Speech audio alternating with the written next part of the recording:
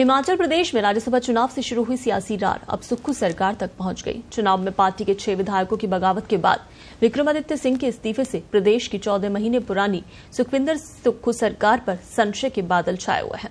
Party ने सरकार बचाने के लिए पर्यवेक्षकों को शिमला भेजा है, जो उत्तर भारत के इकलौते राज्य को कांग्रेस से फिसलने से बचाने के लिए नाराज विधायकों को मनाने में जुटे हैं।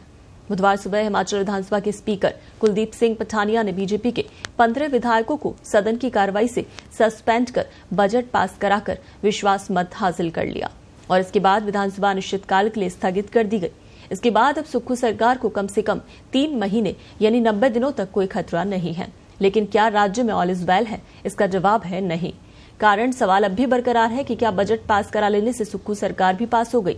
क्या अब 3 महीने तक संकट सुक्खू सरकार पर टल गया, या फिर दल बदल के उस दलदल में कांग्रेस फंसी है जहां या तो सुक्खू बचेंगे या सरकार?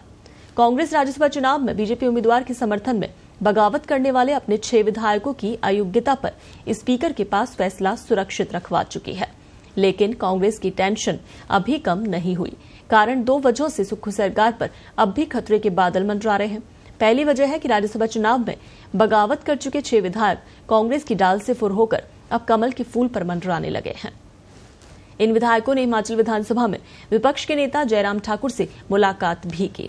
क्रॉस वोटिंग के बाद हरियाणा के पंचकुला से विधानसभा की कार्रवाई में शामिल होने के लिए वापस शिमला पहुंचे इन विधायकों में से कुछ ने खुलकर ये कहा कि वो अब बीजेपी के साथ हैं। इससे साफ है कि अब इन विधायकों को मनाना पार्टी के लिए किसी चुनौती से कम नहीं। दूसरी वजह विक्रमादित्य सिंह का इस्तीफा है।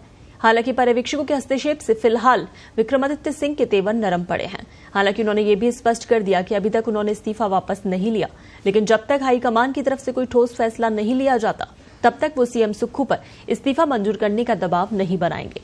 कांग्रेस 6 विधायकों की बगावत के बाद विक्रमादित्य के इस्तीफे से हिमाचल विधानसभा में नंबर गेम उलझ गया है। हालांकि अभी विक्रमादित्य सिंह का इस्तीफा मंजूर नहीं हुआ। इसके चलते सुक्खू सरकार के पास फिलहाल 40 में से 34 विधायकों का समर्थन है। 68 सदस्यों वाली विधानसभा में बहुमत के लिए जरूरी जादुई आंकड़ा 35 है। विक्रमादित्य को छोड़ दे तो कांग्रेस के 6 विधायक और 3 निर्दलीय विधायकों ने बागी तेवर अख्तियार करने के बाद सुक्खू सरकार की मुश्किलें बढ़ी हुई हैं। राज्य में स्पीकर कांग्रेस का है, ऐसे में व्हिप के उल्लंघन मामले में इन विधायकों के खिलाफ कार्रवाई जल्द नतीजे पर पहुंच सकती है। अगर ऐसा होता है कि 6 बागी विधायकों को विधानसभा की सदस्यता से अयोग्य घोषित कर दिया जाता है तो हिमाचल विधानसभा का नंबर गेम बदल जाएगा।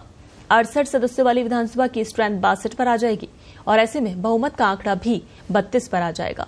विक्रमादित्य को हटा दें तब भी कांग्रेस के पास 33 विधायकों का समर्थन फिलहाल है। इससे सुक्खू सरकार कम से रिक्त 6 सीटों पर उपचुनाव के नतीजे आने तक तो सुरक्षित हो जाएगी।